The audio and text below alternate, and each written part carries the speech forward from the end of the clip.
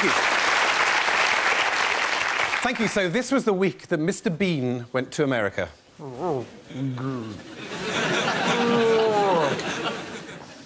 I love America. I love your culture. I love your addiction to guns and your global leadership on gun crime. I love your obesity, your shallow obsession with celebrity, and your heroic denial of climate change, the pioneering use of Ritalin in your young people, the ability of your banks and investment houses to create global economic panic, and above all, the fact that a black man and a middle-aged woman can stand for president and have an equal chance of being defeated by a 72-year-old white war veteran.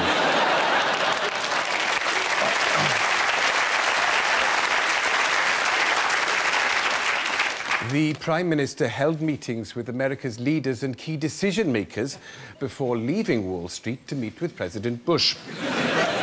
We discussed some of the most important questions facing the international community before I had to break off for a conference call with one of my backbenchers, Angela Smith.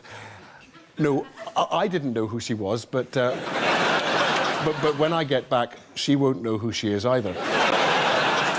What was embarrassing for Gordon Brown was the fact that his visit was so completely overshadowed by the Pope, especially as the Pope had only gone there because the euro is doing so well against the dollar. President Bush spoke warmly about his visitor and the values they share.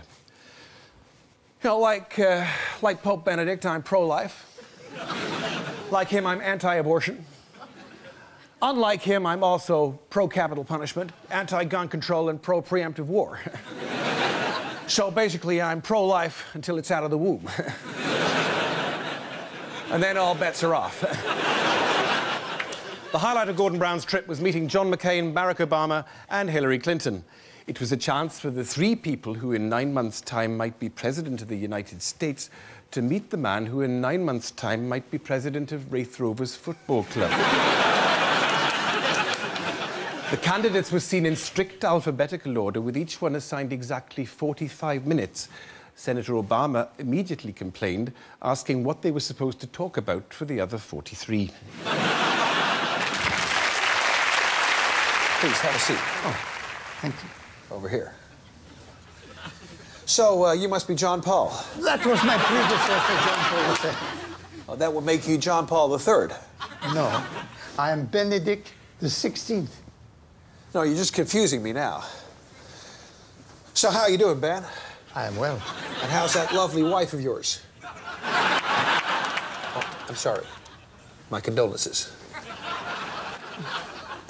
So, you've come to spread the good word. Yes, we have many millions of followers here. I know. We used your database to win the last election. Maybe one day you can do something for us. Well, you know, I reckon with our position on stem cell research and same-sex marriages, we're just about covered. And I have a tough line on abortion, except for extreme cases. Which are? Oh, rape and incest and Democrats.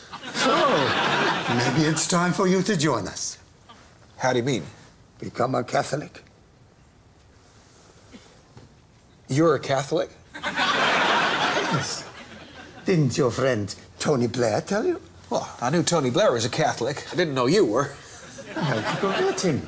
How do you manage that? Well, when you are faced with the wrath of the Almighty. Sure, God's a tough negotiator. No, I meant Cherie. Oh. So how did you seal the deal? Well, I said the only way for him to get over Iraq was to convert to Catholicism, because that way he gets to confess as much as he likes. Oh, sure. So if I convert, I get forgiven for Iraq. Is that it? That's the idea. Yeah, how about the fact that it was God who told me to do it in the first place?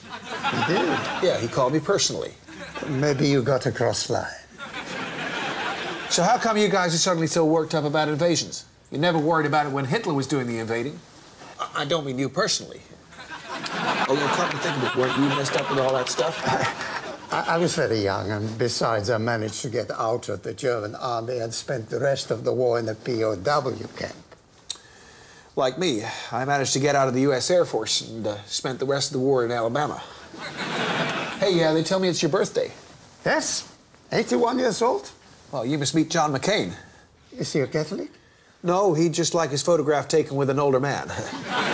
So what are you hoping to achieve here, Ben? Well, the usual. We'll be giving masses. Masses of what? No, open-air services. I need to reconnect my people with their faith and send them out as soldiers of Christ. Okay, but don't tell the Muslims. Well, better be going now. Okay, well, it was good to see you. Aren't you going to kiss my ring? Do I have to? And just a reminder that a new series of Property Ladder with Sarah Beanie starts later this week on More 4. But don't worry if you miss it, because it will be repeated an hour later on More 4+1, with the prices devalued down by at least 20%.